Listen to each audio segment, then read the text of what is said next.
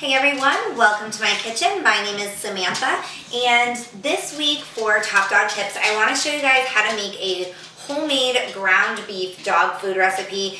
Ground beef is one of the most common types of protein that people use in homemade recipes, and I want to show you guys this one. It's pretty unique. It actually makes meatballs for your dog, and the thing I like about it, because we have 3 dogs, we have a chocolate lab, a boxer, and a beagle mix. So different sizes, and I can make larger meatballs for the larger dogs and smaller meatballs for the smaller dogs. So it's a great recipe for any dog that enjoys eating ground beef, but it's especially beneficial for multi-pet home because you can make the different sizes really easily. So the first thing you want to do is preheat your oven to 400 degrees. So there, mine's all set. And then in a medium-sized mixing bowl, you're going to mix 2 pounds of ground beef that's not cooked, and you want to try and get as lean ground beef as possible. Mine's 93% lean. If you can find 95 or even higher, that's great. If you can't, then the highest you can get is fine. This is 1 cup of brown rice. It was 1 cup when it was dry, so it's actually more than that now. So it's probably about 1 3/4 to 2 cups of cooked brown rice. Add that in there. I have half a cup of mixed vegetables that have been cooked already. So I have peas, butternut squash, and carrots in here. And I've already boiled those, so they're going to be easy to squish up and mix in with these meatballs. And then you want to add 2 eggs.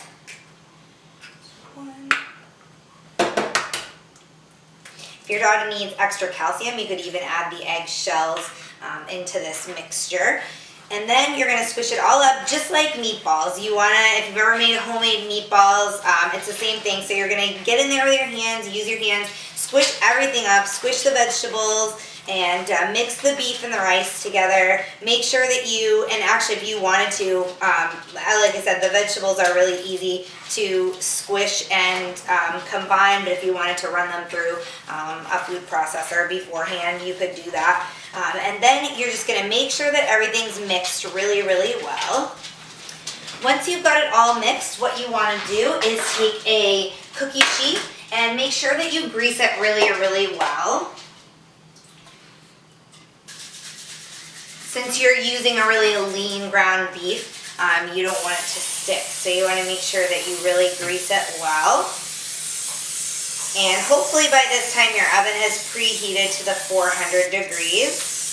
And all you're going to do is take your mixture that you've made and roll it into meatballs. Again, comparable for the size of your dog. If you have a large breed, you can make a little bit of a bigger meatball. You want them to be bite-sized for your pet. If you have a little teacup chihuahua, obviously you want to make pretty small meatballs. And the same thing, with the servings.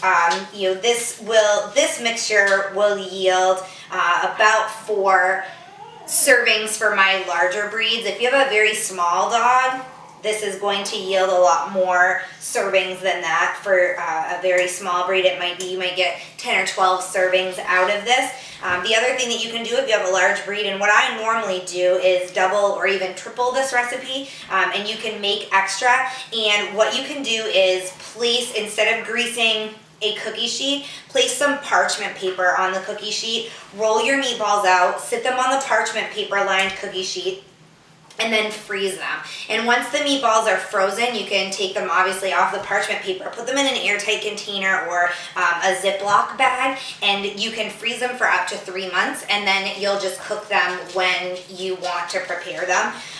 Or you can cook them first and then freeze them after if you want to do that, and they'll keep again for 2 to 3 months that way.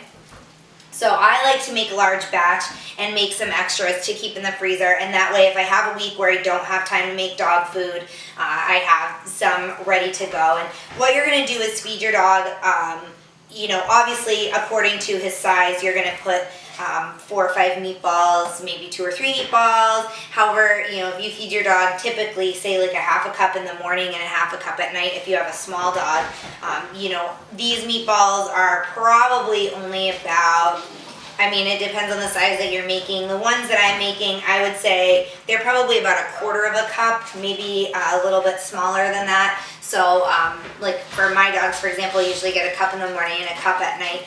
So I might give them 4 or 5 meatballs in the morning, 4 or 5 at night. If you have a medium breed like our boxer. So it depends on your dog for your feeding regimen. You can also speak to your vet or a canine nutritionist. Let them know that you're feeding homemade food and see what they recommend as far as calories per day and what you should be feeding your dog.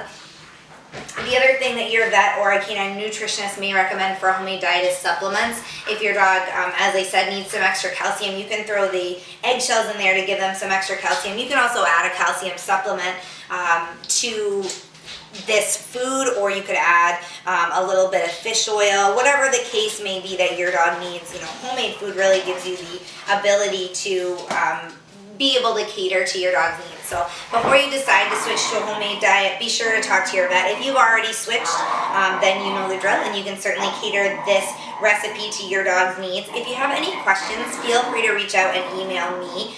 It's Samantha@topdogtips.com. Once you are finished rolling your meatballs, you are going to bake them in your 400-degree oven for about 45 minutes. Sorry, you can hear my dogs wrestling in the background. So you want to go ahead and bake them for about 45 minutes in your 400-degree oven. And then, as I said, either freeze them if that's what you'd like to do with them, or you can store them in the refrigerator in an airtight container for about 5 to 7 days. I'm going to squash as many as I can on here and throw mine in the oven. You don't want them to touch because then they're going to cook together, but they're not going to grow at all like a bread mixture would. So you can put them fairly close together, just not. You don't want them to touch because then they may very well cook together. So my meatballs are ready for the oven. I'm going to throw them in for 45 minutes. And if you guys want to see a picture of what these meatballs look like when they're finished, you can jump on our website. If you're watching this on YouTube or social media, just click the link below the video and that'll take you right over to our website. You can check out some of the great recipes that I've posted, as well as see what these ones will look like when they are finished. So if you guys have any questions, be sure to email me. And if not, I will see you back next time. Thanks for watching.